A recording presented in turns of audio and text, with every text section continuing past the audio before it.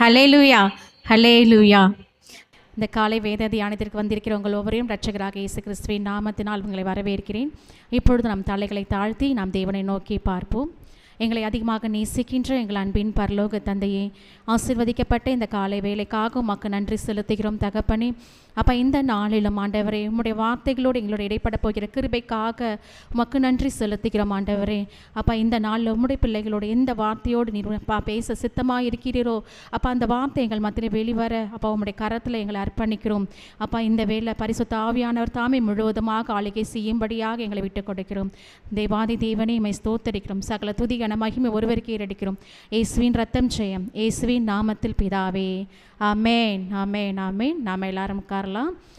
இந்த காலை வேத தியானத்தில் இன்று சங்கீதம் 25 நாம் தியானிக்கும்படியாக நாம் கடந்து வந்திருக்கிறோம். இந்த சங்கீதம் 25 எபிரேய மொழியில் 22 ஆல்ஃபாபெட்ஸ் இருக்குது. அந்த ஆல்ஃபாபெட்ஸில் அது எப்படி அமைக்கப்பட்டிருக்கிறது அப்படின்றத நம்ம பார்க்குறோம். இந்த சங்கீதம் இஸ்ரவேல் ஜனங்கள் சிறைப்பட்டு போன பிறகு எழுதப்பட்டிருப்பதாக கருதப்படுகிறது. எப்படி அவங்க அந்த ராஜ்யம் நிறுவி அதற்கப்புறம் அவர்கள் சோர்ந்து போய் தேவனை விட்டு பிரிந்து பின்மாறி சிறைப்பட்டு போனவர்களாக அவர்கள் போன பிறகு சில வருடங்கள் கழித்து அவர் மீண்டுமாக அவர்கள் தேவனை தேடும் அறிவின் உச்சத்தில் வந்த பிறகு அவர்கள் தேவனை தேடும் பொழுது இந்த சங்கீதம் எழுதப்பட்டதாக காணப்படுகிறது. ஹல்லேலூயா. அப்போ அவர்கள் ஞானம் அடைந்த பிறகு, என்ன ஞானம்? கர்த்தரை தேடுகிற அறிவை அறிந்த பிறகு இந்த சங்கீதம் எழுதப்பட்டதாக, அவர்கள் சிறைப்பட்டதிலிருந்து கர்த்தர் தாமே என்னை விடுதலை செய்ய வேண்டும் என்று அவர்கள் எழுதப்பட்டதாக இந்த சங்கீதம் அமைந்துள்ளது. இந்த சங்கீதத்தில் நம்ம படிக்கும் பொழுது தேவனை நாம் நம்பினால் ஒரு நாளும் வெட்கப்பட்டு போவதில்லை என்பதை நாம் உணர்ந்து கொள்ள முடியும். அதுதான் இந்த அதிகாரத்திற்கு நான் தலைப்பாக கொடுக்க விரும்புகிறேன். தேவனை நாம் நம்பி இருக்கும் பொழுது ஒரு நாளும் வெட்கப்பட்டு போவதில்லை. இந்த சங்கீதம் 25 ஒன்றை ஒன்று சார்ந்திருக்கிறது. அதாவது மொத்தம் 22 வசனங்கள் இருக்கிறது. 1ஆம் வசனம் முதல் 22ஆம் வசனம் வரை ஒவ்வொரு வசனங்களும் ஒன்றை ஒன்று சார்ந்திருப்பதாக அமைந்துள்ளது. உதாரணமாக பார்க்க போனால் 1 - 11 ஒரு பகுதியாகவும் 12 - 22 வரை ஒரு பகுதியாகவும் நாம் பிரிக்க முடியும். அந்த இரண்டு பகுதிகளையும் முதல் பகுதி எப்படி இரண்டாவது பகுதியை சார்ந்திருக்கிறது என்பதை நாம் பார்க்க முடியும். இப்போ முதல் பகுதியை நம்ம ஒரு 6 பிரிவுகளாக நம்ம எடுத்துக்கொண்டோமானால், அதாவது ABCDEFனா அடுத்த பகுதியை A point, B point, C point, D point அப்படின்ற ஒன்றை ஒன்று தொடர்பு படுத்தி பார்க்க கூடிய விதமாக இந்த வசனங்கள் அமைந்துள்ளது. நம்ம இந்த மேலும் 3 பகுதிகளாக நாம் பிரிக்க முடியும். இந்த சங்கீதம் 25 3 பகுதிகளாக நம்ம பிரித்து வாசிக்கும் பொழுது முதலாவது பகுதிக்கு நான் ஒரு தலைப்பு கொடுக்கிறேன். நம்மளுடைய நம்பிக்கையை கர்த்தர் மீது வைக்கும் பொழுது நாம் வெட்கப்பட்டு போவதில்லை. இரண்டாவது பகுதிக்கு நான் ஒரு தலைப்பு கொடுக்கிறேன். நம்ம தேவனுடைய வழியை அறிந்து கொள்ளும் பொழுது எதிரிகளிடமிருந்து நாம் விடுவிக்கப்படுவோம். ஹல்லேலூயா. மூன்றாவது பகுதிக்கு நான் ஒரு தலைப்பு கொடுக்கிறேன். கர்த்தருடைய வழிகளை அறிந்தவன் கர்த்தரே அவர்களை நடத்துவார் என்று. ஹல்லேலூயா. அப்போ இந்த வசனங்கள் எப்படி ஒன்றை ஒன்று சார்ந்திருக்கிறது என்று பார்க்க போனால், முதல் 3 வசனங்களை நாம் எடுத்துக்கொண்டோமானால் கடைசி 20, 21, 22 வசனங்களை அது சார்ந்திருப்பதாக அமைந்துள்ளது. உதாரணமாக முதலாவது வசனத்தை நாம் வாசிக்க நம்ம கேட்கலாம். அப்போ அந்த வசனம் என்ன வசனத்தோடு சார்ந்திருக்கிறது என்று பார்க்க போனால் 22ஆம் வசனத்தோடு அது சார்ந்திருக்கிறது. 22ஆம் வசனத்தை நாம் வாசிக்க கேட்போம். அப்போ முதலாவது வசனத்தை சொல்லப்பட்டிருக்கிறது, கர்த்தாவே உம்மிடத்தில் என் ஆத்துமாவை உயர்த்துகிறேன். அப்போ நம்முடைய ஆத்துமாவை யாரை நோக்கி உயர்த்த வேண்டும் என்றால் கர்த்தரை நோக்கி நம்முடைய ஆத்துமாவை உயர்த்த வேண்டும் என்று. நம்முடைய தாழ்மையான நிலையில் நம்ம யாரை நோக்கி பார்க்க வேண்டுமாம்? கர்த்தரை மாத்திரமே நோக்கி பார்க்க வேண்டும் என்று கூறப்பட்டுள்ளது. இந்த 22ஆம் வசனம் எப்படி அதை சார்ந்திருக்கிறது என்று பார்க்க போனால், தேவனே இஸ்ரவேலை அவருடைய எல்லா இக்கட்டுகளுக்கும் நீங்களாக்கி மீட்டுவிடும். அப்போ அவங்க சிறைப்பட்டு போன அந்த காலத்தில் அவருடைய ஆத்துமாவை யாரை நோக்கி உயர்த்தி தம்மை விடுவிக்கும்படியாக கேட்கிறார்கள் என்றால், தேவனே இஸ்ரவேலை அவனுடைய எல்லா இக்கட்டுகளுக்கும் நீங்களாக்கி மீட்டுவிடும் என்று தம்முடைய சத்துருக்கள் கைகளிலிருந்து தம்மை விடுவிக்கும்படியாக அவர்கள் தேவனை நோக்கி தம்முடைய ஆத்துமாவை உயர்த்துவதாக காணப்படுகிறது. நம் 2ஆம் வசனத்தை நாம் வாசிக்க கேட்கலாம். அப்போ இதில் 2ஆம் வசனத்தில் என்ன சொல்லியிருக்கு? என் தேவனே, நான் உம்மையே நம்பி இருக்கிறேன், நான் வெட்கப்பட்டு போகாதபடி செய்யும். அப்போ நாம் தேவனை நம்பி இருக்கும் பொழுது மாத்திரமே நாம் வெட்கப்பட்டு போவதில்லை. நம்ம அநேக நேரத்தில் நம்மளுடைய முயற்சிகளை நம்ம சுய பலத்தின் மேலே நம்ம சார்ந்து சார்ந்திருப்போம், இல்லை மனிதர்களை நம்ம சார்ந்திருப்போம். சில நேரத்தில் பல காரியங்களில் நம்ம வெட்கப்பட்டு போனவர்களாக காணப்படுவோம். ஆனால் இந்த இடத்துல என்ன சொல்லப்படுதுன்னா, என் தேவனை நான் உண்மையே நம்பியிருக்கிறேன். அப்போது நம்மளுடைய நம்பிக்கை யாரை நோக்கி இருக்க வேண்டும் என்றால் தேவனையே நோக்கி இருக்க வேண்டும். நாம் தேவனை நோக்கியே நம்பி இருக்கும் பொழுதுதான் நாம் வெட்கப்பட்டு போகாதபடி கர்த்தர் நம்மை பார்த்து கொள்வார். ஹல்லேலூயா. அப்போது நம்முடைய சத்துருக்கள் என்னை மேற்கொண்டு மகிழ விடாதையும், அப்போ என்னை சுற்றி இருக்கிற சூழ்நிலைகள் எனக்கு விரோதமாக எழும்பினாலும் தேவனை நான் உண்மையே நம்பியிருக்கிறேன். என் கரம் பிடித்து நீர் என்னை இந்த உளையான சேற்றிலிருந்து தூக்கி எடுக்க நீர் வல்லவராக இருக்கிறீர் என்ற அந்த நம்பிக்கை யார் மீது இருக்க வேண்டும் என்றால் தேவன் மீது மாத்திரமே நம்முடைய நம்பிக்கை இருக்க வேண்டும் என்று இந்த வசனம் குறிப்பிடப்படுகிறது. அந்த வசனமும் 21ஆம் வசனமும் நாம் ஆராய்ந்து பார்க்கலாம். உத்தமமும் நேர்மையும் என்னை காக்க கடவது, நான் உமக்கு காத்திருக்கிறேன். ஹல்லேலூயா. அப்போ எது நமக்கு காக்க கடவதாக இருக்கிறது? தேவனை நோக்கி பார்க்கின்ற அந்த உத்தமமும், தேவனை அறிகின்ற அந்த அறிவை தேடுகின்ற அந்த உத்தமமும், தேவனுடைய சத்தியத்தை புரிந்து நடக்கின்ற அந்த நேர்மையும் காக்க கடவது.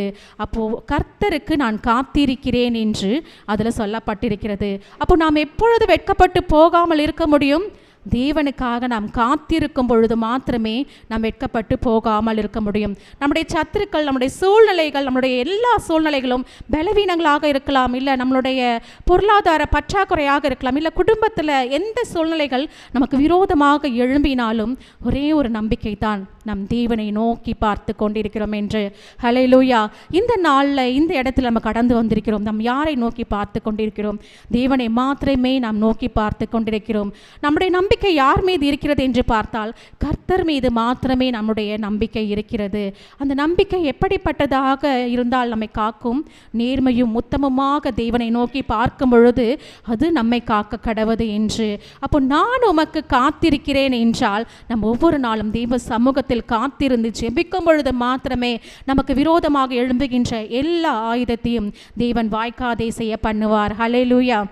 அப்போ இந்த வசனங்கள் நமக்கு எதை வெளிப்படுத்துகிறது என்றால் நம் கர்த்தரிடத்தில் தாழ்மையாய் அவருடைய சமூகத்தில் நாம் காத்திருக்க வேண்டும் என்பதை இந்த வசனங்கள் வெளிப்படுத்தி கொண்டிருக்கிறது.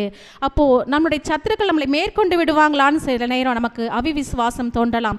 ஆனால் இந்த 2025 லான்ச் 2025 என்று நம்முடைய ப்ராஃபட்டிக்கில் சொல்லியிருக்காங்க. அப்போது இந்த ஆண்டில் தேவன் நம்மை உருவாக்க விரும்புகிறார். எப்படி இந்த சங்கீதம் 25 இஸ்ரவேல் ஜனங்களை தேவன் அவர்களுடைய சிறையிருப்பில் இருந்து மீட்டு அவர்களை விடுவிக்க வல்லவராய் இருக்கிறார் என்று, அவர்களை உருவாக்க வல்லவராய் இருக்கிறார் என்று இந்த சங்கீதம் 25 இடைப்பட்டாரோ, இந்த 2025 தேவன் நம்மோடு இடைப்பட்டு கொண்டிருக்கிறார்.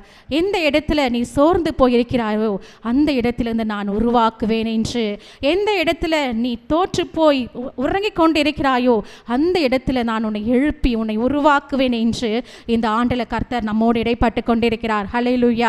அப்போ இதில் என்ன சொல்லியிருக்காங்க? நம்ம ஆண்டவரை நோக்கி பார்க்கும் பொழுது மாத்திரமே வெட்கப்பட்டு போகாதபடி தேவன் செய்ய வேண்டும் என்று. அப்போ முகாந்திரம் இல்லாமல் துரோகம் பண்ணுகிறவர்களே வெட்கப்பட்டு போவார்களாக. முகாந்திரம் இல்லாமல் நாம் எந்த காரணமும் இல்லாமல் நம்மளை பகைக்கிறவர்கள் அவர்களே வெட்கப்பட்டு போவார்கள் என்று. அப்போது நம்மளுடைய எல்லா சூழ்நிலைகளை நம்ம பார்க்கும் பொழுது நம்ம ஒன்றுமே செஞ்சிருக்க மாட்டோம், ஆனால் அவர்கள் நமக்கு விரோதமாக நிறைய காரியங்களை செய்கிறாங்களேன்னு சொல்லி நம்ம பலவீனப்பட்டு மனதளவில் குன்றி போனவர்களாக காணப்படுவோம். ஆனால் எப்பொழுது அவர்களை நாம் மேற்கொள்வோம் என்றால் தேவனை நோக்கி நாம் காத்திருக்கும் பொழுது மாத்திரமே அவர்களை நாம் மேற்கொள்ள முடியும் என்று.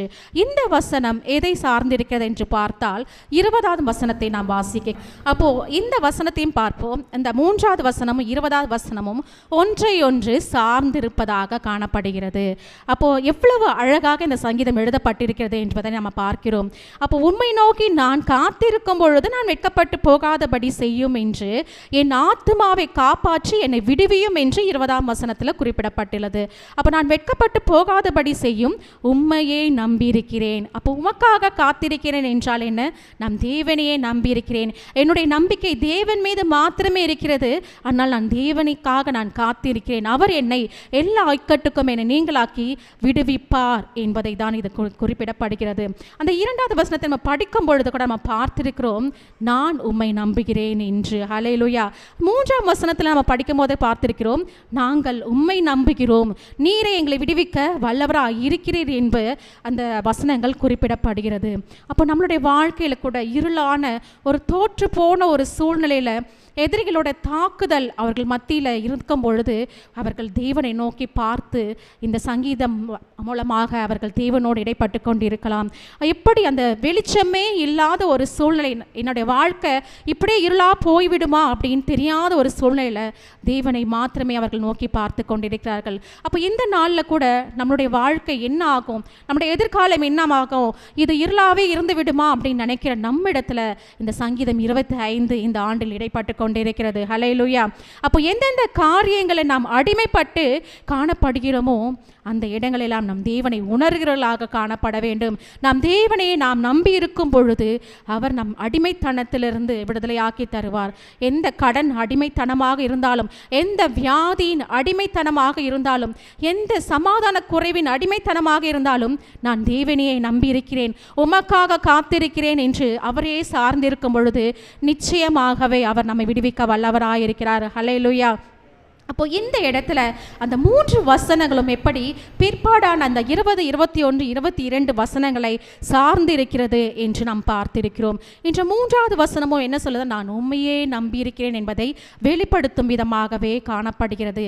ஏனென்றால் தேவன் மாத்திரமே நம்மளுடைய அடைக்கலமாக, கோட்டையுமாக, அவரே நம் துருகமாக இருக்கிறார் என்பதற்காக தான்.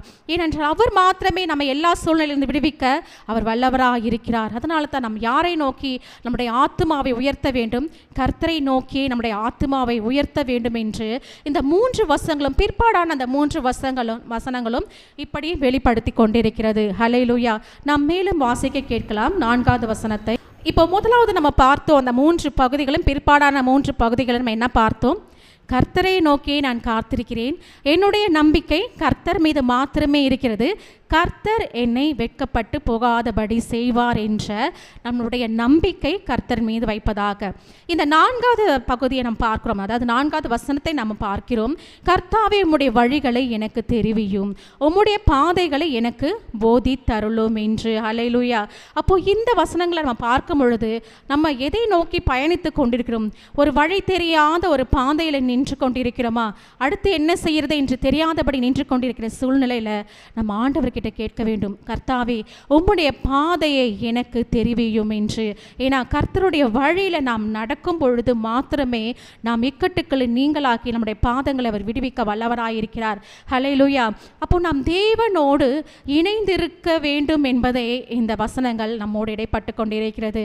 இப்போ உதாரணமாக நம்ம சண்டே சர்வீஸில் கூட நம்ம பார்த்தோம், ஒரு அம்பு எப்படி அந்த ஷார்ப்பாக இருக்கும் பொழுது அது இலக்கை அடையும் என்று. ஆனால் நான் இன்று அம்பை பற்றி பேசவில்லை, அந்த வில்லு எப்படி இருக்குது, தேவனோடு எப்படி அந்த வில் இருக்கிறது என்பதை பற்றி நான் பேச விரும்புகிறேன். அப்போ வில்லை நம்ம பார்த்தோமானால் அந்த வில்லில் வளைவான ஒரு தோற்றம் இருக்கும், அந்த அம்பு வைக்கிற ஒரு ஸ்ட்ரிங்குன்ற ஒரு இடம் இருக்கும். அந்த ஸ்ட்ரிங் எப்படி இருக்கும்னா அந்த வளைவான அந்த அம்போட இணைந்து இருக்கும். ஹல்லேலூயா. அந்த ஸ்ட்ரிங் தான் என்ன பண்ணுது, அந்த அம்பு எந்த இலக்கை அடைய வேண்டும் என்பதை அது வெளிப்படுத்துகிறது.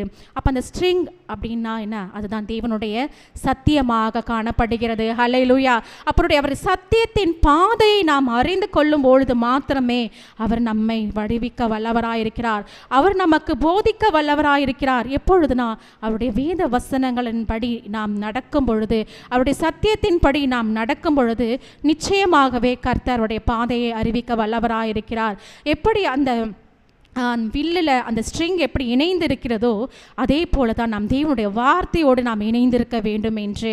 அப்போ நம்ம துன்பத்தின் மத்தியில் நாம் இருக்கும் பொழுதும் தேவனுடைய சத்தியம் நம்மை அந்த பாதையை காட்டுவதாக காணப்படுகிறது. அப்போ இந்த நாளில் கூட தேவன் தாமே என்னை விடுவிக்க வல்லவராக இருக்கிறார் என்று நாம் அறிந்து கொள்ளும்படியாக இந்த வசனங்கள் நம்மோடு இடைப்பட்டு கொண்டிருக்கிறது. அப்போ எப்படி நாம் தேவனுடைய வழிகளை நாம் அறிந்து கொள்ள முடியும் என்றால் நாம் தேவனுடைய பாதத்தில் அமர்ந்திருக்க வேண்டும் என்று.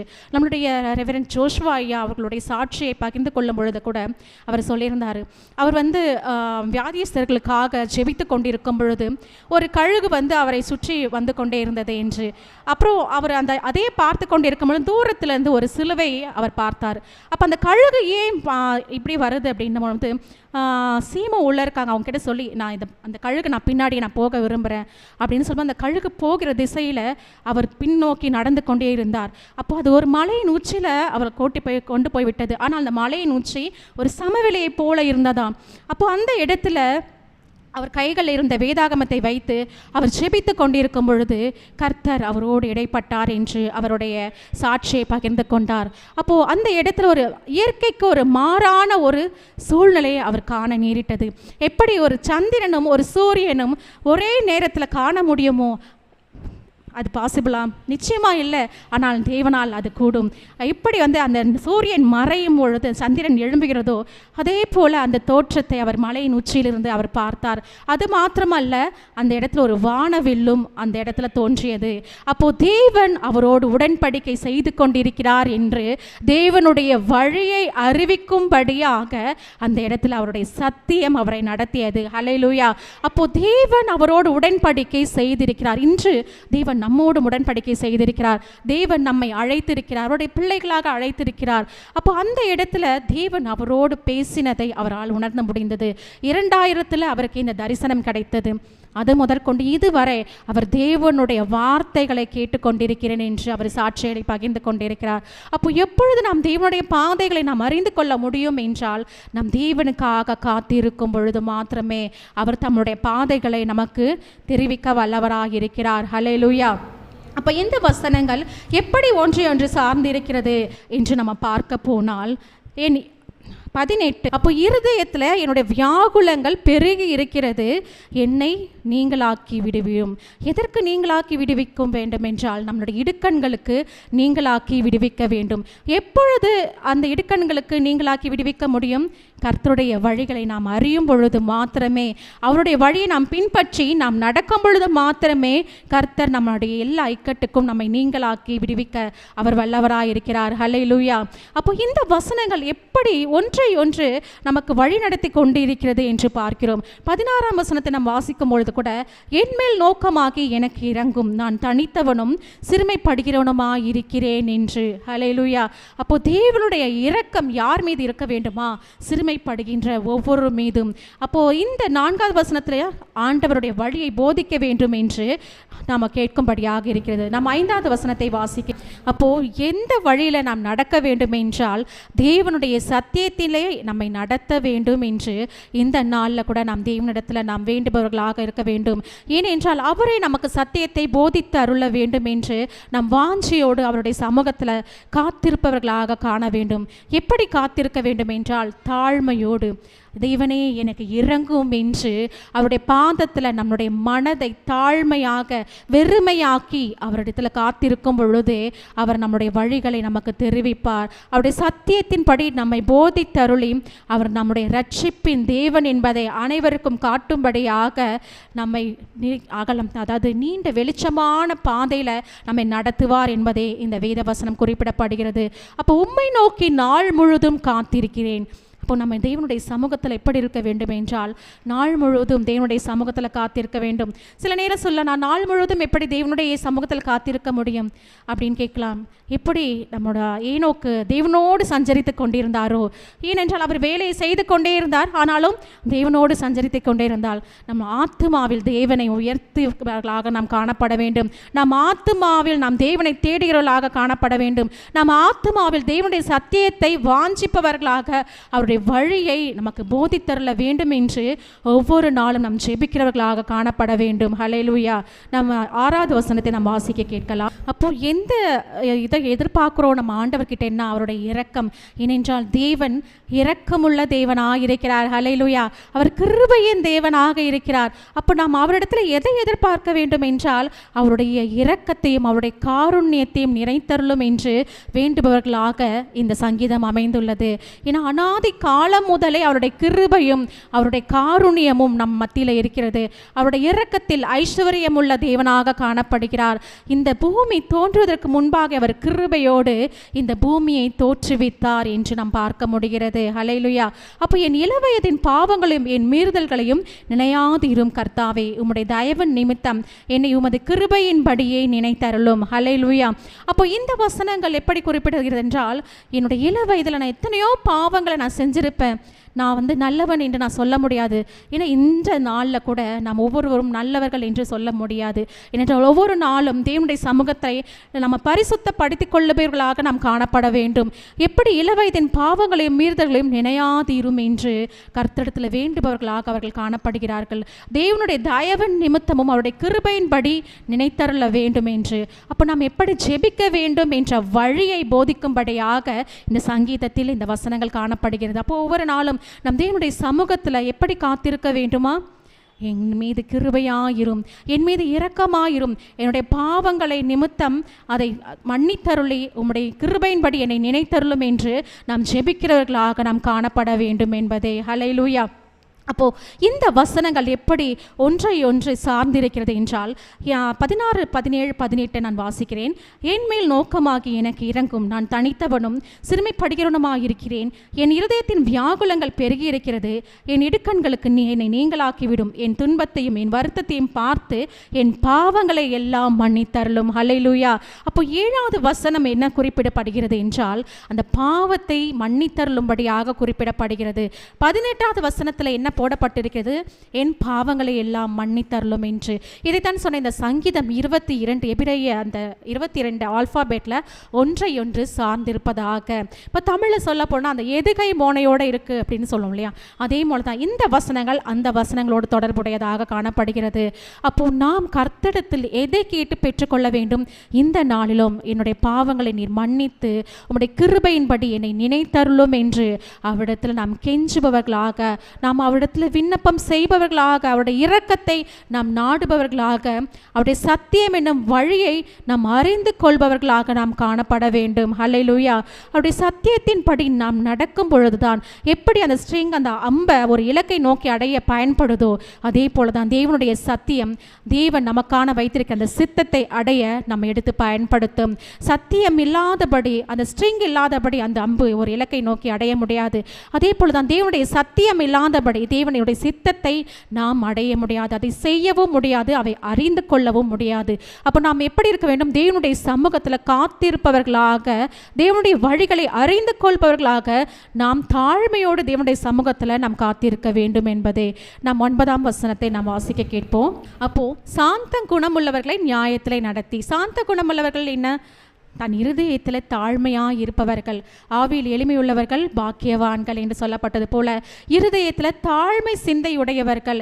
எப்படி அந்த ஸ்ட்ரிங் இப்படி பின்னாடி வளைந்து கொடுக்கும் பொழுது மாத்திரமே அந்த அம்பு போய் அந்த இலக்கை அடைகிறதோ அதே போல தேவனுடைய சமூகத்தில் நம்மை தாழ்த்தும் பொழுது தான் தேவன் நம்மை நியாயத்திலே நடத்த வல்லவராக இருக்கிறார். ஹல்லேலூயா. அப்போ நாம் தாழ்மையாய் தேவனிடத்தில் நாம் ஜெபிக்கும் பொழுது தான், தாழ்மையாய் தேவனிடத்தில் நம்முடைய விண்ணப்பத்தை ஏறெடுக்கும் பொழுது அவர் நமக்கு வழியை போதிக்கிறார் என்று. ஹல்லேலூயா. அப்போ இந்த வசனங்கள்லாம் எதை குறிப்பிடுகிறது? நாம் தேவனுடைய சமூகத்தில் நாம் தாழ்மைப்பட்டு அவருடைய சத்தியத்தை நாம் அறிந்து கொள்ள வேண்டும், அவருடைய வழிகளை நாம் தெரிந்து கொள்ள வேண்டும் என்பதை இந்த வசனங்கள் நம்மளோடு இடைப்பட்டிருக்கிறது. அப்போ தேவனுடைய வழியில் என்ன இருக்குது? அவருடைய வழியில் இரக்கமும் சத்தியமும் அவர் நம்மோடு செய்த உடன்படிக்கையும் நமக்கு நினைவூட்டும்படியாக அமைந்துள்ளது. அப்போ தேவனுடைய வழியில் நாம் நடக்கும் பொழுது தேவன் இன்று நம்ம ஒவ்வொருவரோட உடன்படிக்கை செய்து நம்மை அழைத்திருக்கிறார். அப்போ அந்த உடன்படிக்கையின்படி, அவருடைய சத்தியத்தின்படி, அவருடைய கிருபையின்படி அவை நம்மை நடத்த வல்லவராயிருக்கிறார். ஹல்லேலூயா. அப்போது யாரு பாக்கியவான்கள் என்று பார்க்க போகிறோம். அதாவது தேவனுடைய உடன்படிக்கையும் அவருடைய சாட்சிகளையும் கை கொள்ளுகிறவர்களுக்கு அவருடைய பாதைகளெல்லாம் கிருபையும் சத்தியமும் ஆனவைகள். அப்போ நம்ம போகின்ற பாதைகளில் எப்படி இருக்கணும்? கிருபையும் சத்தியமும் வேணும்னா நாம் எப்படி இருக்க வேண்டும் என்றால், தேவனுடைய உடன்படிக்கையும் அவருடைய சாட்சியையும் கை கொள்ளுகிறவர்களாக நாம் காணப்பட வேண்டும் என்று.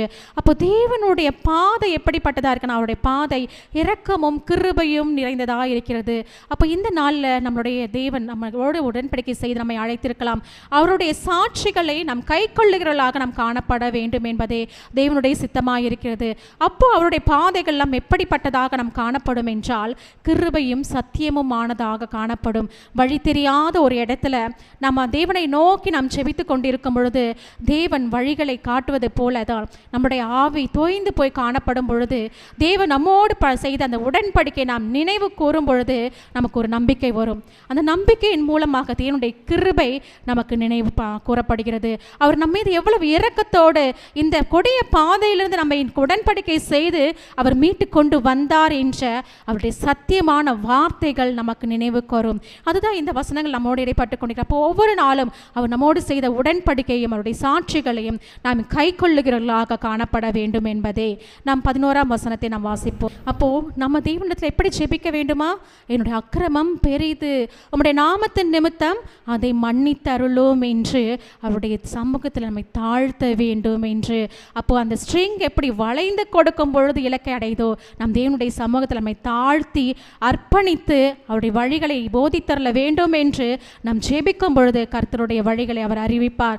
அப்போதான் அவருடைய நம்ம தேவனுடைய சமூகத்தில் நான் பரிசுத்தம் உள்ளவன், அதனால தேவன் என்னை தெரிந்து கொண்டார் என்று நாம் சொல்ல முடியாது. ஏனென்றால் நம்முடைய அக்கிரமம் பெரிது, நம்முடைய நாமத்தின் நிமித்தம் அதை மன்னித்தருளும் என்று நாம் கேட்கும் பொழுதுதான் தேவனுடைய இரக்கத்தை பெறுகிறவர்களாக நாம் காணப்படுவோம். ஹல்லேலூயா. நம் வேதாகமத்தில் கூட அநேக இடங்களை நம்ம பார்க்கிறோம். பெருமையுள்ளவனுக்கோ கர்த்தர் எதிர்த்து நிற்கிறார், தாழ்மையுள்ளவனுக்கோ அவர் கிருபை அளிக்கிறார் என்று. அப்போ தேவனுடைய கிருபையும் இரக்கத்தையும் பெற வேண்டும் என்றால் தேவனுடைய சமூகத்தில் நாம் தாழ்த்தி நம்மை நாமே ஒப்பு கொடுக்க வேண்டும். என்னை ஒவ்வொரு நாளும் பரிசுத்தப்படுத்தும் ஆண்டவரே, உம்முடைய நாமத்தின் நிமித்தம் என் பாவங்களை மன்னித்தருளும் என்று அவரிடத்தில் நாம் சார்ந்திருக்கிறவர்களாக நாம் காணப்பட வேண்டும் என்பதே இந்த வசனங்கள் நம்மோடு இடைப்பட்டு கொண்டிருக்கிறது. ஹல்லேலூயா. நாம் 12வது வசனத்தை நாம் வாசிக்க கேட்போம். அப்போ யாருக்கு அவருடைய வழியை போதிப்பார் என்றால் கர்த்தருக்கு பயப்படுகிற மனுஷன். இந்த 12:13 அதுதான் சொல்லுது, ஃபியர் ஆஃப் லார்ட்.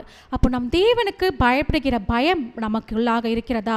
அப்போ நம் கர்த்தரிடத்தில் தாழ்மைப்பட்டு அவரிடத்தில் பயந்து அவருடைய உடன்படிக்கையும் அவருடைய கட்டளைகளையும் கை கொண்டு நாம் நடக்கும் பொழுது மாத்திரமே அவருடைய வழியை நாம் அறிந்து கொள்வோம். அவருடைய சத்தியத்தின்படி அவர் நம்மை தெரிந்து கொள்வார் என்று இந்த வசனங்கள் நம்மோடு இடைப்பட்டு கொண்டிருக்கிறது. அப்போ கர்த்தருக்கு பயப்படுகிற பயம் என்றால் என்ன? நம்ம ஒவ்வொரு காரியம் செய்யும் பொழுது ஐயோ இது தேவனுக்கு பிரியமான காரியமா, இதை நாம் செய்யலாமா, இதை செய்யக்கூடாதா என்று நாம் ஆராய்ந்து பார்க்கிறவர்களாக நாம் காணப்பட வேண்டும். ஒருவேளை தேவனுக்கு பிரியமில்லாத காரியத்தை நாம் செய்திருந்தோமானால் அதை விட்டு நாம் தூர போக வேண்டும் என்பதே இந்த வசனங்கள் நம்மோடு இடைப்பட்டு கொண்டிருக்கிறது. அப்போ கர்த்தருக்கு பயப்படுகிற மனுஷன் எவனோ அவனுக்கே கர்த்தர் வழியை போதிப்பார். அப்போ நம்ம ஒவ்வொரு நாளும் தாழ்மைப்பட்டு கர்த்தருடைய சமூகத்தில் நாம் காத்திருந்து கர்த்தருக்கு பயந்து வாழ வேண்டும் என்பதே இந்த வசனங்கள் இடைப்பட்டு கொண்டிருக்கிறது. அவன் ஆத்துமா நன்மையில் தங்கும், அவன் சந்ததி பூமியை சுதந்தரித்து கொள்ளும். ஹல்லேலூயா. அப்போ அவங்களுடைய ஆத்மா எப்படி இருக்கும்? நன்மையில் தங்குமாம். அவருடைய சந்ததி எப்படி இருக்குமா? பூமியை சுதந்தரித்து கொள்பவர்களாக காணப்படுகிறார்கள். அதுதான் முன்னாடி கூட சொல்லியிருக்கோம், சாந்த குணம் உள்ளவர்கள் என்று. அப்போ இந்த இடத்துல என்ன சொல்லியிருக்கு? தாழ்மைப்படுகிறவர்கள், கர்த்தருக்கு பயப்படுகிறவர்கள். அப்போ கர்த்தருக்கு பயப்படுகிற பயம் எப்படி வரும்? அவரிடத்துல நம்ம தாழ்மைப்படும் பொழுது தான் அந்த பயம் நமக்கு வரும். அப்போ சாந்த குணமுள்ளவர்களை நியாயத்திலே நடத்துவார் என்று தேவன் எப்படி சொன்னாரோ அதே போல தான் கர்த்தருக்கு பயப்படுகிற மனுஷனுக்கு அவர் வழியை போதிப்பார் என்று ஒவ்வொரு வசனங்களும் ஒன்றுக்கொன்று தொடர்புடையதாகவே அமைந்துள்ளது. அப்போ அவனுடைய ஆத்துமா எப்படி இருக்குமா? நன்மையில் தங்கும், அவன் சந்ததி பூமியை சுதந்தரித்து கொள்ளும் என்று. ஹல்லேலூயா. அப்போ இந்த நம்ம பார்க்க போனால் மொத்தம் இந்த வசனங்கள் எல்லாம் ஒன்றை ஒன்று தொடர்புடையதாக காணப்படுகிறது.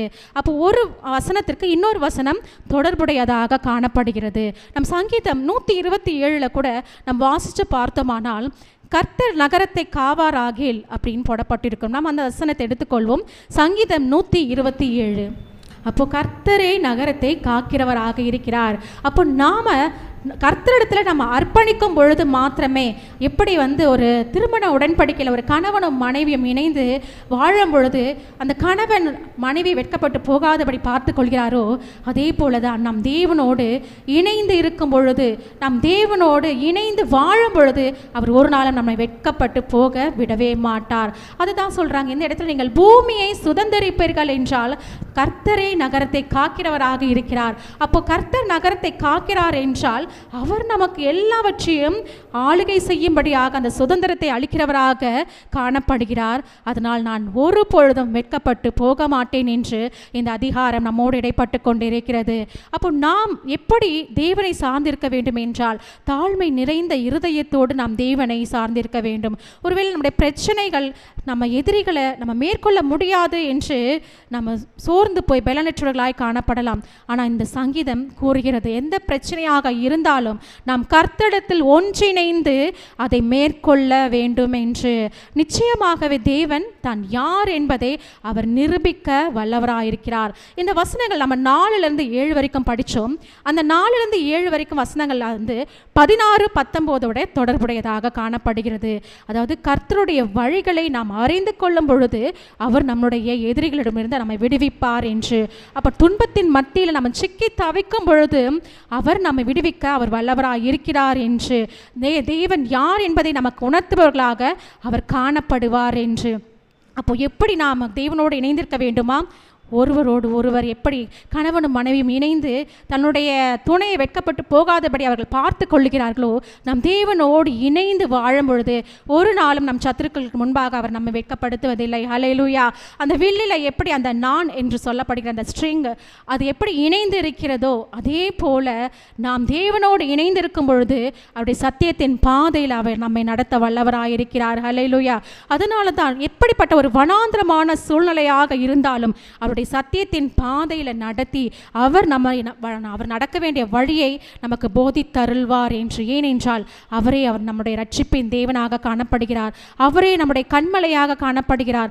அவரே நம்முடைய கோட்டையும் துர்கமும் அரணுமாக காணப்படுகிறார். அப்போ நம்ம எல்லா சூழ்நிலைகளிலும் நாம் அவரே சார்ந்திருக்கும் பொழுது நம்முடைய எல்லா இக்கட்டுகளுக்கும் அவர் நீங்களாக்கி விடுவிக்க அவர் வல்லவராக இருக்கிறார் என்று நாம் 4-7 வசனங்களும் படித்தோம். இப்பொழுது 13 வசனங்கள் வரைக்கும் படிச்சிருக்கோம். ஆனால் அந்த 16-19 வரைக்கும் அந்த 4-7 வசனங்களை தொடர்புடையதாக இருக்கிறது. மீண்டுமாக படிக்கும் பொழுது மற்ற வசனங்களோடு தொடர்புடையதாக காணப்படுகிறது. நம் 14-17 வரை நாம் படிக்க கேட்கலாம். அப்போ இந்த 14-17 வரைக்கும் நம்ம படித்து பார்த்தோம்னா கர்த்தருடைய ரகசியம் யாருக்கு வெளிப்படுத்தப்படுகிறதான்? கர்த்தருக்கு பயப்படுகிறவர்களுக்கு. அப்போது 12வது வசனத்தை நம்ம படித்தோம். கர்த்தருக்கு பயப்படுகிற மனுஷன் எவனோ அவனுக்கு தாம் தெரிந்து கொள்ளும் வழியை அவர் போதிப்பார் என்று. இந்த 14வது வசனத்தில் என்ன சொல்லப்பட்டிருக்கிறது? கர்த்தருடைய ரகசியம் அவர்களுக்கு பயந்தவர்களிடத்தில் இருக்கிறது. அப்போ கர்த்தருக்கு நாம் பயப்படும் பொழுது தான் தேவ ரகசியம் நமக்கு வெளிப்படுத்தப்படும். நம்மை குறித்த ரகசியம் நமக்கு வெளிப்படுத்தப்படும். நம்மை குறித்த திட்டங்கள் என்ன என்பதை நமக்கு வெளிப்படுத்தப்படும். அப்போ ஒவ்வொரு நாளும் தேவனுடைய சமூகத்தில் நாம் தாழ்மை உள்ளவர்களாக கர்த்தருக்கு பயந்து நடப்பவர்களாக நாம் காணப்பட வேண்டும் என்பதே. அப்போ என் கண்கள் எப்போதும் கர்த்தரை நோக்கி கொண்டிருக்கிறது. அவரை என் கால்களை வலைக்கு நீங்களாக்கி விடுவார் என்று. ஹல்லேலூயா. அப்போது இந்த 12வது வசனத்தில் கர்த்தருக்கு பயப்படுகிற எவனோ அவனுக்கு தான் தெரிந்து கொள்ளும் வழியை போதிப்பார் என்று சொல்லப்பட்டிருக்கிறது. அதே போல தான் அப்போது 10வது வசனத்தை பார்க்கிறோம். அவருடைய பாதைகள் எல்லாம் எப்படிப்பட்டவர்களாக இருக்கிறது என்று பார்த்தோம். கிருபையும் சத்தியமும் ஆனவைகளாக காணப்படுகிறது. அப்போ நாம் நடக்க வேண்டிய கால்களை வலைக்கு நீங்களாக்கி விடுவிக்கிறார் என்றால் அவர் நம்முடைய பாதைகளை கிருபையின் படியும் சத்தியத்தின் படியும் அவரை நம்மை கொண்டு போக வல்லவராக இருக்கிறார் என்று. என்மேல் நோக்கமாகி எனக்கு இறங்கும், நான் தனித்தவனும் சிறுமைப்படுகிறவனுமாய் இருக்கிறேன் என்று. என் இருதயத்தின் வியாகுலங்கள் பெருகி இருக்கிறது. என் இடுக்கண்களுக்கு என்னை நீங்களாக்கி விடும். அப்போ எந்த சூழ்நிலையில் நம்ம இருந்தாலும் ஆண்டவர் நம்மை விடுவிக்க வல்லவராய் இருக்கிறார். எப்பொழுது தேவன் நம்மை விடுவிக்க வல்லவராய் இருக்கிறார் என்றால் அவருக்கு பயந்து அவரிடத்தில் தாழ்மைப்பட்டு அவருடைய சத்தியத்தின் படி நாம் நடக்க போதித்தருளும் பொழுது மாத்திரமே. எப்படி ஒரு கணவனும் மனைவியும் இணைந்து தன்னுடைய துணையை வெட்கப்பட்டு போகாதபடி செய்கிறார்களோ அதே போல இந்த நாளில் கர்த்தரோடு நாம் ஒன்றிணைந்து நாம் வாழும் பொழுது நம்முடைய சூழ்நிலைகள் நமக்கு முன்பாக பெரிதாக இருக்கலாம். ஆனால் அந்த சூழ்நிலைகள் நம்மை ஒரு நாளும் வெட்கப்பட்டு போகாதபடி கர்த்தர் நம்மை பார்த்து கொள்வார். ஏனென்றால் அவரே நம்மை அழைத்திருக்கிறார். அவரே நம்ம இணைத்திருக்கிறார். நம்ம எப்படி அந்த வில்லோட அந்த ஸ்ட்ரிங் எப்படி இணைந்திருக்கிறதோ அதே போல தேவனோடு நாம் இணைந்து இருக்கும் பொழுது அவர் நம்மை வெட்கப்பட்டு போகாதபடி செய்வார் என்பதே இந்த சங்கீதம் 25 மூலமாக தேவன் நம்மோடு இடைப்பட்டு கொண்டிருக்கிறார். அப்போ நம்மளுடைய ஆத்துமாக்கள் எப்படிப்பட்டதாக காணப்பட வேண்டும் என்றால் நம் தேவனையே நோக்கி பார்ப்பவர்களாக காணப்பட வேண்டும். அவர் நல்லவர்களுக்கு வழிகளை தெரிவிக்கிறார் என்று பார்த்தால் பாவிகளுக்கு அவர் வழிகளை தெரிவிக்கிறார். இந்த நாளில் பாவத்தில் இருந்து விடுதலையாக்கி தான் மீட்டுக்கொண்டு நம் தேவன் இந்த இடத்துல நம்மை நிற்க செய்திருக்கிறார். நம்ம கண்ணுக்கு தெரியாத எத்தனையோ பாவங்களை நம்ம செய்திருக்கலாம். ஆனால் அந்த பாவத்திலிருந்து தேவன் நம்மை மீட்டு விடுதலையாக்கி இந்த இடத்துல அவருடைய பிள்ளைகளாக நம்மை நிற்க செய்திருக்கிறார் என்றால் அவர் பாவிகளுக்கு வழியை தெரிவிக்கிறவராக காணப்படுகிறார் என்று. அதுதான் 8-15 வரை நாம் பார்த்தோம். அப்போ இந்த வசனங்கள் ஒவ்வொன்றும் தேவனிடத்தில் நாம் சார்ந்திருக்க வேண்டும், அவரோடு நாம் இணைந்திருக்க வேண்டும் என்பதை திரும்ப திரும்ப வலியுறுத்துவதாக காணப்படுகிறது. அப்போ தேவனுடைய கரத்தில் அந்த வில் எப்படி வளைந்து கொடுக்கிறதோ அதே போல தேவனுடைய கரத்தில் நாம் வளைந்து கொடுத்து தாழ்மைப்படும் பொழுது தேவன் நமக்குரிய இலக்கை அடைய அவர் கிருபை பாராட்டுவார். ஹல்லேலூயா. அப்போ தேவனுடைய வழியில் நாம் நடக்க நம்மை இன்று நாம் ஆயத்தப்படுத்தி கொள்ள வேண்டும். ஹல்லேலூயா. தேவனுடைய வழியில் எப்படிப்பட்ட பாதைகளாக இருக்கிறது? அவருடைய பாதைகள் இரக்கமும் சத்தியமும் நிறைந்த பாதையாக காணப்படுகிறது. அப்போ அந்த இரக்கத்தின் பாதையில் நாம் நடக்கும் பொழுது தான் அந்த இருளின் அந்தகாரத்தில் இருக்கிற எல்லா சூழ்நிலைகளையும் கர்த்தர் எடுத்து போடுவார். இந்த நாளில் கூட நம்ம பார்த்திருக்கிறோம் எப்படி ஒன்றோடு ஒன்று ஒவ்வொரு வசனங்கள் தொடர்புடையதாக இருக்கிறதோ நாமும் தேவனோடு தொடர்புள்ளவர்களாக காணப்பட வேண்டும். தேவனுடைய சத்தியத்தில் தொடர்புள்ளவர்களாக காணப்பட வேண்டும். அவருடைய வசனங்களை கை கொண்டு அவர் உடன்படிக்கைகளை நினைவு கூறுகளாக காணப்பட வேண்டும். அப்பொழுது தான் தேவன் நம்மை எடுத்து பயன்படுத்த முடியும். எப்படி அந்த வில்லை கொண்டு அந்த இலக்கை அடைய முடிகிறதோ, அந்த ஸ்ட்ரிங்கை கொண்டு அவர் அந்த அம்பை எய்ய முடிகிறதோ, இதே போல தான் தேவனுடைய சத்தியம் என்ற அந்த ஸ்ட்ரிங்காக நாம் இருக்க வேண்டும். அந்த சத்தியம் நம்மை நடத்தும் என்ற அந்த நம்பிக்கையின் விசுவாசம் நமக்குள்ளாக காணப்பட வேண்டும். எனவே ஒவ்வொரு நாளும் தேவனுடைய சமூகத்தில் நாம் தாழ்மைப்படுகிறவர்களாக அவருடைய வழிகளை அறிந்து கொள்ள வேண்டும் என்று அவருடைய சமூகத்தில் நாம் காத்திருக்கிறவர்களாக இருக்கும் பொழுது நாம் வெட்கப்பட்டு போகாமல் இருப்போம். அதனால தான் நம்முடைய ஆத்துமாவை யாரை நோக்கி உயர்த்த வேண்டும்? நம் தேவனை நோக்கியே உயர்த்த வேண்டும் என்று முதலாவது வசனத்தில் குறிப்பிடப்பட்டுள்ளது.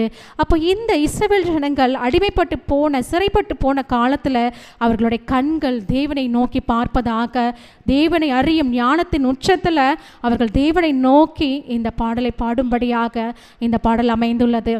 அப்போ இந்த சங்கீதம் இன்று நம்மோடு என்ன இடைப்பட்டு கொண்டிருக்கிறது? நம்முடைய ஆத்துமாவை யாரை நோக்கி உயர்த்து கொண்டிருக்கிறோம்? நம்மளுடைய அசாதாரணமான சூழ்நிலையில் நாம் யாரை நோக்கி பார்த்து கொண்டிருக்கிறோம்?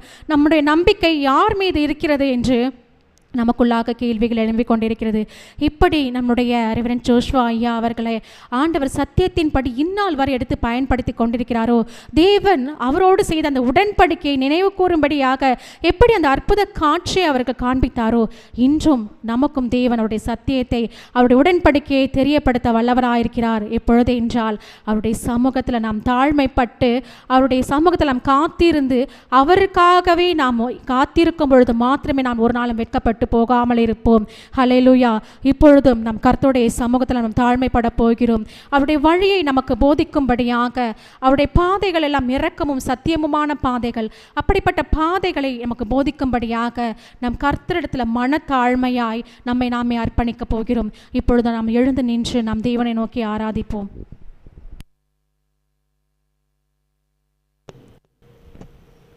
எனக்கு நாம் கூட அநேக வழிகளை கொண்டு குழம்பி இருக்கலாம். ஆண்டவரே,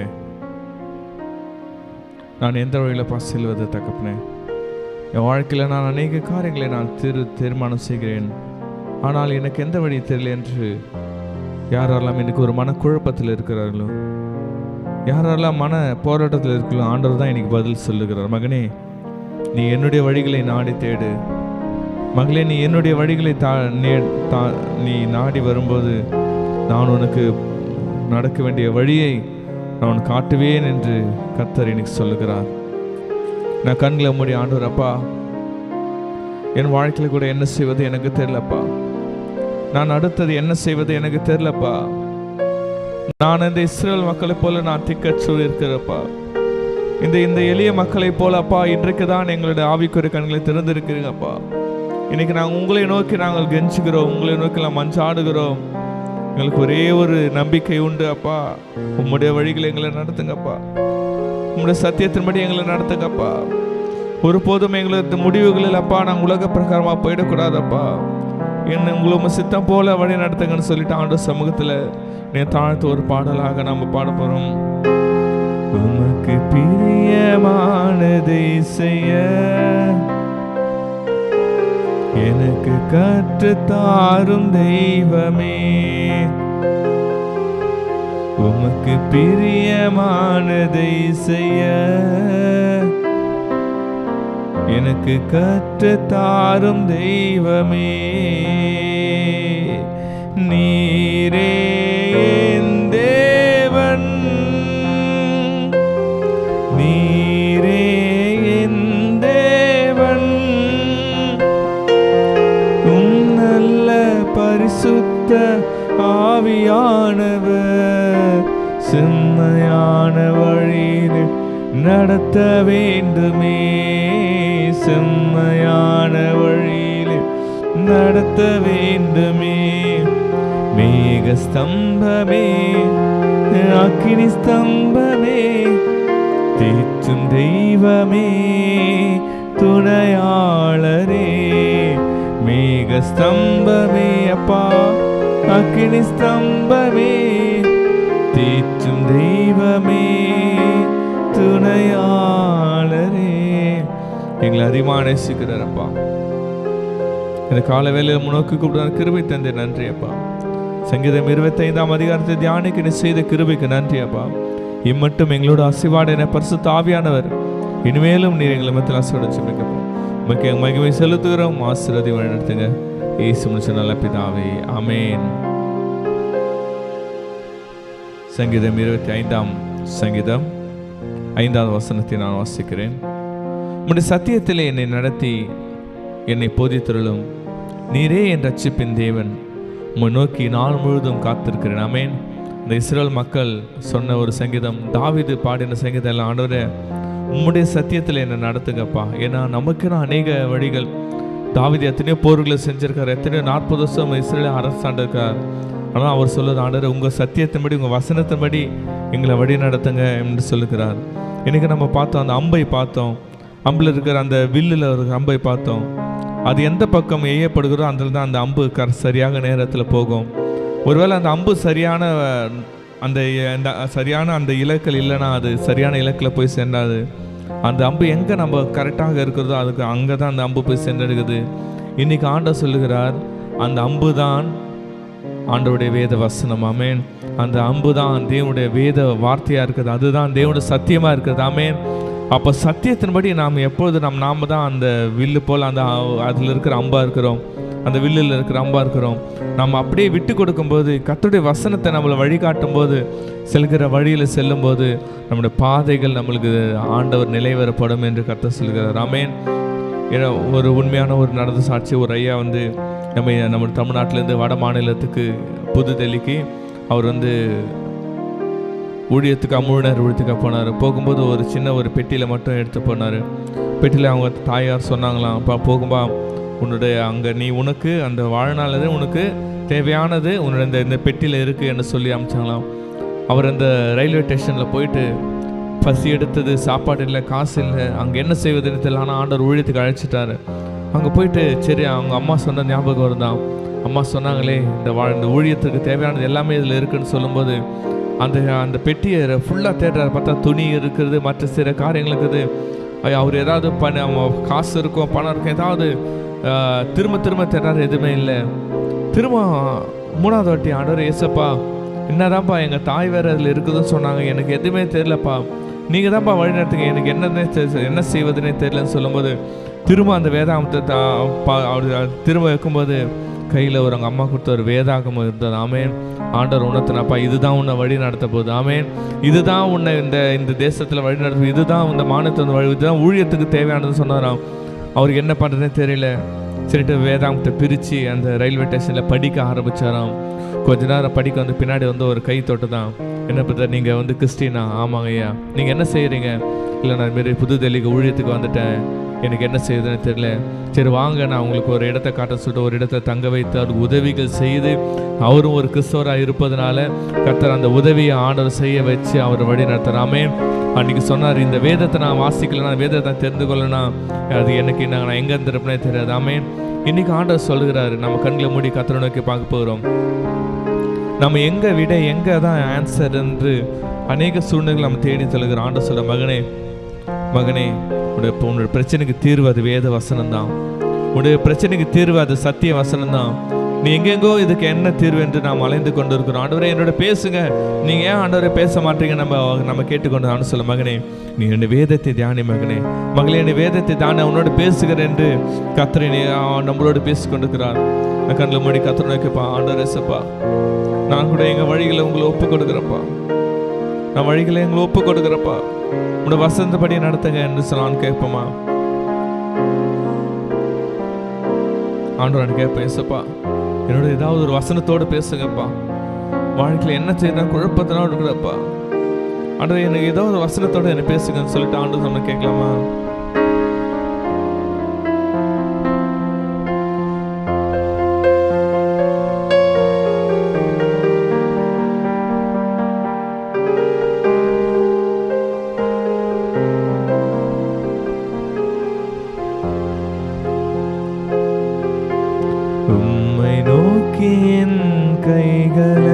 கைகளை உயர்த்தி சொல்லமாப்பா, உயர்த்தி உயர்த்தி மழுகின்றேனையா, உம்மை நோக்கி என் கைகளை உயர்த்தி உயர்த்தி மழுகின்றேனையா, வறண்ட நிலம் தாவிப்பது போ, வறண்ட நிலம் தாவிப்பது போ, என் ஆன்மா உமக்காக ஒவ்வொரு நாளும் ஏங்கி ஏங்கி தவிக்கின்றதையா, ஏங்கி ஏங்கி தவிக்கின்றதையா, எனது ஏக்கமே எனது பிரியமே எனது பாசமே எனது ஆசையே, எனது ஏக்கமே எனது பிரியமே எனது பாசமே எனது ஆசையே. அல்ல, இப்போ நம்ம ஒரு தீர்க்கதரிசன செயல் செய்ய போகிறோம். நமக்கு முன்னாடி ஒரு சேரை வச்சுட்டு நம்முடைய வேதாமத்தை எல்லாத்தையும் அது மேலே வச்சுருவோம். வச்சுட்டு நம்ம வரிசையாக அந்த சேரை நோக்கி வரிசையாக நிற்க போகிறோம். என்னென்னா, ஆண்டவரே ஏசப்பா, உங்கள் சத்தியத்தின்படி நாங்கள் நடக்கிறோம்ப்பா. எல்லாரோட வேதத்தை வச்சலாம் நம்ம வரிசையாக அந்த சேருக்கு நேகான்னு நிற்கலாம். அப்பா வரிசையாக அப்படியே நின்றுலாம். சேருக்கா வரிசையாக பின்னாடியா லைனில் நிற்கலாம். இது என்ன சொல்லலாம், இன்னைக்கு இப்போ கர்த்தரை நோக்கி நம்ம சொல்லுறப்பா, என்னோட வழிகளில் எல்லாம் நான் உமக்கு ஒப்பு கொடுத்துட்டேன்ப்பா. உங்களோட சத்தியத்துக்கு என்ன ஒப்பு கொடுத்துட்டேன்ப்பா. உங்கள் சத்தியத்தின்படி தான்ப்பா இனிமேட்டு நாங்கள் நடக்க போகிறோம்ப்பா. உங்கள் சத்தியத்தின்படி நாங்கள் வழி விலக மாட்டாப்பா. எங்களுக்கு முன்பாக உங்கள் வேதாகம் இருக்கிறதுப்பா. எங்கள் ஆண்டவரே, எங்களுக்கு முன்பாக சத்திய வசனம் இருக்கிறதப்பா. எங்களுக்கு முன்பாக உங்கள் சத்திய வேத வசனம் இருக்குதப்பா. இனிமேட்டு நாங்கள் எங்கள் வாழ்க்கையிலப்பா ஒவ்வொன்று போதப்பா, உங்கள் வசனத்துப்படி நடந்தா போதப்பா. வசனப்படி நடந்தா போதும் ஆண்டவர் இடத்துல ஒப்பு கொடுத்துலாமா. இன்னைக்கு இந்த வேலையில் ஆண்டவர் ஒவ்வொருத்துக்கும் ஒரு வசனத்தை ஆண்டவர் தருவேன்னு சொல்கிறார். கண்களை மூடி கர்த்தரோட நம்ம கேட்போமா, ஆண்டவரப்பா இன்னைக்கு காலை எனக்கு ஒரு வசனத்தோட பேசுங்கப்பா. இன்னைக்கு இப்போது என்னோட பிரச்சனையெல்லாம் தாங்க முடியலப்பா, நீர் என்னோட ஒரு வசனத்தோட பேசுங்கன்னு சொல்லிட்டு ஆண்டவர் சமூகத்தை நம்ம காத்திருக்கலாமா? இது நமக்கு ஆண்டவர் இடைப்பட்ட நேரம்.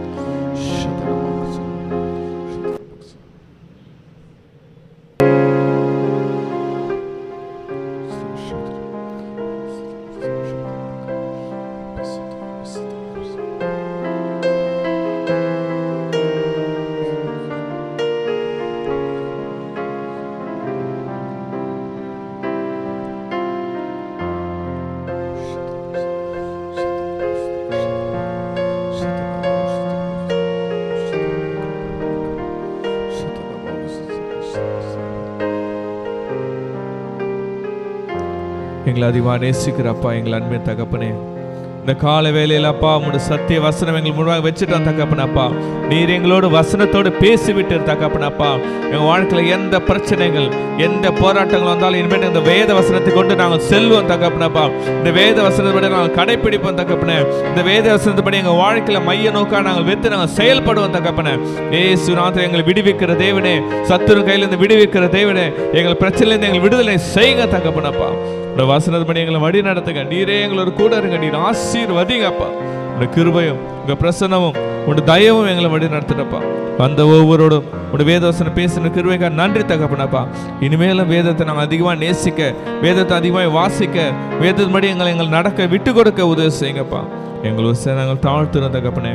எங்கள் வாழ்க்கையில் நாங்கள் உண்மையை உயர்த்துகிறதா சகல துதி கன மகிமையெல்லாம் மூர்க்கம் செலுத்துகிறோம். ஏசு முழுச்ச நல்ல பிதாவே, ஆமென். ஹல்லேலூயா, ஹல்லேலூயா.